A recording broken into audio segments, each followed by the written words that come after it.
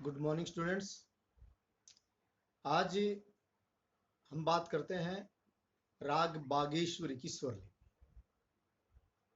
अपने plus two के syllabus को देखते हुए इसमें 4 राग बनाए हुए हैं और 4 रागों में 2 राग दिन के हैं, 2 राग रात्रिकालीन राग हैं। दिन के राग में प्रातःकाल भैरव आता है, दोपहर के समय में शुद्ध शारंग राग आता है और रात्रिकालीन रागों में राग मालकोस, राग बागेश्वरी, ये दोनों रात्रिकालीन राग हैं। तो आज बात करते हैं राग बागेश्वरी की स्वर लिपि।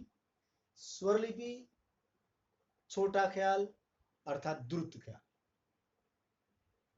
2 प्रकार के ख्याल होते हैं, विलंबित ख्याल और दूसरा द्रुत ख्याल। विलंबित ख्याल को दूसरी भाषा में बड़ा ख्याल भी कहते हैं और द्रुत ख्याल को दूसरी भाषा में छोटा ख्याल भी कहते हैं। बात एक ही होती है। स्वर लिपि स्वरों को कागज पे लिख के दर्शाना किसी भी गाने को उसकी ताल के साथ। तो राग बागेश्वरी में क्या क्या होना चाहिए? एक तो सबसे पहले राग बागेश्वरी, जिस राग की स्वर लिपि लिखना है वो स्वर लिपि, उस राग का नाम, साथ में उसमें प्रयोग होने वाली ताल, 3 ताल, उस ताल की लय अर्थात स्पीड, गति क्या होगी, उस ताल की गति मध्य लय होगी। और इस सब गायन शैली का नाम है छोटा ख्याल अर्थात द्रुत ख्याल कहते हैं। ये 3 ताल में निबंध है, ये बंदिश, इसको बंदिश भी कहते हैं। और इस राग में विशेष बातें क्या ध्यान रखने वाली, इस राग में कि आरोह में रे व प वर्जित होते हैं, अर्थात इस राग के आरोह में रे और प वर्जित होते हैं, प्रयोग नहीं किया जाता। अवरोह में इसके सारे स्वर प्रयोग करते हैं। दूसरी बात, इसमें विकृत स्वर, जो विकृत स्वर प्रयोग किए जाएंगे वो कौन से हैं? ग और नी। ये 2 स्वर ऐसे हैं जो इसमें विकृत प्रयोग किए जाएंगे। किसी भी राग की स्वर लिपि लिखते वक्त, याद रखते वक्त क्या ध्यान चाहिए कि उस राग में कौन कौन से स्वर विकृत प्रयोग हो रहे हैं।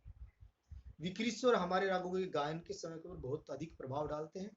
ऐसा रागों का समय सिद्धांत में लिखा हुआ है। हम उसको जब पढ़ते हैं, देखते हैं, सुनते हैं तो उसमें बहुत से नियम पाए जाते हैं। तो इसलिए प्रत्येक राग की जब स्वर लिपि लिखे तो उस स्वर लिपि में ये ध्यान होना चाहिए कि उस राग में कौन कौन से स्वर वर्जित है और कौन से स्वर उसमें विकृत प्रयोग किए जाएंगे। हमको बिल्कुल सही लिखना होना चाहिए। इसमें क्या लाइनें प्रयोग की गई है? आज मैं सिर्फ सथाई की बात कर रहा हूँ। अम्बुआ की डार कोयलिया बोले, सुन सुन हुक उठत मन मोरे। तो इसमें ये 0 से स्टार्ट किया जा रहा है, खाली से स्टार्ट की जा रही है तब 9वीं मात्रा से। इसका जो पहले लाइन है कि वो है सा सा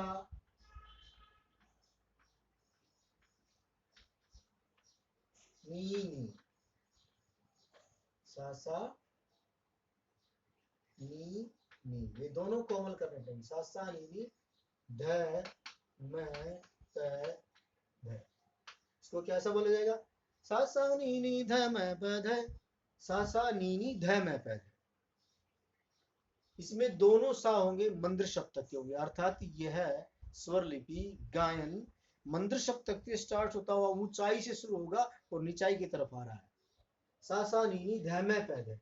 इतना लिखने के बाद इसके नीचे हम इसकी लाइनें लिखेंगे और चाहे तो इसके 2 तरीके होते हैं। तो पहले सीधी पूरी स्वर लिपि को लिख लिया जाए, सारे स्वर लिख ले जाए और बाद में इसके नीचे दोहे की लाइनें एडजस्ट की जाती हैं, जिनको बिखेर के एक एक स्वर के नीचे, एक एक मात्रा के नीचे लिखा जाता है। तो ये पहले हम साथ में कि इसमें आसानी रहेगी और लिखने में आपको जो इसका फेयर हो जाएगा, बड़ा अच्छा सुंदर काम होगा। इसलिए इसमें लिखते हैं सा सा नी नी ध म प ध। इसमें आएगा अम्बुआ, ऊपर बिंदी आ जाएगी है और छोटी की मात्रा अम्बुआ की, इतनी लाइन होगी, अम्बुआ की हो गया। अब डार, इसमें डा शब्द जो है, डा में गुरु मात्रा है तो ये भी गुरु मात्रा है, तो ये भी गुरु मात्रा। आ की मात्रा, बड़ी की मात्रा, आ की मात्रा दोनों गुरु है, लेकिन गायक को छूट होती है कि कहाँ उस शब्द को आलाप के रूप में प्रयोग करा, उस कहा उस शब्द को बढ़ा रहा है। तो डा की मात्रा आ तक, यहाँ माँ तक जा रही है, इसलिए इस माँ के नीचे अवग्र आएगा, अम्बुआ की डार, ये हो जाएगा। अम्बवा की डार, और फिर इससे आगे वाला शब्द है को, ये को यहाँ आ जाए, हो गया। अम्बवा की डार को तक आ गए, को ध पे हो जाएगा, इससे आगे स्वर क्या आएंगे, उन स्वर के नीचे इसको लिखेंगे। सा सा नी नी ध में पैद है, इसको सुना भी जाए और से क्या होता है, सा सा नी नी ध में पैद है, ग ग रे सा रे नी सा सा। इसमें पहली मात्रा के नीचे ग ग रे सा रे नी सा रे नी सा और सा, ये दोनों सा मंद्र सप्तक के हैं, ये दोनों सा मध्य सप्तक के हैं। इसलिए इसमें ध्यान का, इसमें जो नी हो ये नी कोमल और साथ में दोनों गा कोमल, और इस नी के नीचे बिंदु क्यों, क्योंकि मंद्र सप्तक आएगा। इसको कैसे बोला जाएगा, सा सा नी नी ध में प ध ग ग रे सा रे नी सा सा, सा सा नी नी ध में प ध ग ग रे सा रे नी सा सा, रे नी सा सा। देखो आवाज में फर्क पड़ रहा है, तो इसको ऐसे, अमवा की डारी कोयलिया बोले, इस तरह इसको गाया जाता है। साथ में इसको, इसके स्वर लिपि को इस प्रकार इसको याद किया जाएगा, सा सा नी नी ध में प ध ग ग रे सा रे नी सा सा। अब इसके अगले अमुआ की डार को तक आ गया था, अब आएगा यह लिया, इसमें क्या आएगा, यह लिया, इसके नीचे यह और इसमें ली और या की मात्रा, इसलिए सामने वाला फिर खाली लिख दिया गया। बोले, अब ये लाइन आ गई बोले, इसी वाक्य तरह में रह के नीचे आएगा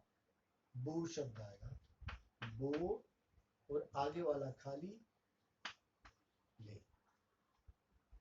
ये पूरा विभाग इस स्वर लिपि में आगे तक ध्यान रखेंगे, छठी मात्रा खाली ही चलेगी, आठवीं मात्रा खाली ही चलेगी, इसको अवग्रह के द्वारा दर्शाया जाएगा, अर्थात ये आलाप के रूप में प्रयोग किया जा रहा है। ले अम्बुआ की डार कोयलिया बोले, इस तरह ये स्वर हो जाएंगे इसके।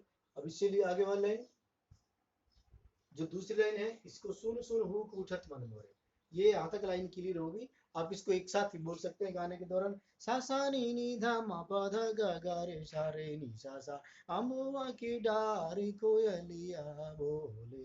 अब इसमें दूसरी लाइन क्या सुन जाएगी, सा सा ध नी कोमल, ये दोनों कोमल। इसमें ध्यान रखना होगा, इसमें अब ये जो सासा है, ये सासा कौन से है, मंद्र मध्य सप्तक के, इसलिए इसके नीचे कोई सा सा धनी सा सा मामा सा सा धनी सा सा मामा सा सा धनी सा सा मामा, क्या हो जाएगा, सा सा धनी सा सा मामा। और ये विभाग एस टी फिर नीचे रखा हुआ है, इसमें ये विभाग को एस टी नीचे रख दिया। कैसे, इसमें लाइनें लिखेंगे क्या, सुन सुन हुक उठत मन मोरे, सुन सुन, इसमें सु न सु न, सुन सुन, ये दोनों शब्द होंगे इसमें, कौन से, ये सुन सुन, सुन सुन। अब आएगा क्या, हुक, देखिए ऊ की बड़ी मात्रा इसमें, सुन सुन हुक, हु ये खाली हुक, यहाँ तक हो गया। अब ऊ की मात्रा यहाँ फिर लग जाएगी, ये ऊ यहाँ लिखेंगे, ये शब्द मैं के ऊपर बोला जाएगा, और ये क्या शब्द इस मैं पे बोला जाएगा, ये अवग्रह इसके नीचे है, सुन सुन हुक ऊ। अब नीचे ये ऐसी जाएगा, ग ग रे सा रे नी सा सा, क्या जाएगा, ग ग रे सा रे नी सा और सा, इसमें नी को फिर ऐसी उतार देना है, और ये दोनों कॉमन कर देना, सुन सुन हुक। अब नीचे उठत, सुन सुन हुक उठत मन मोरे,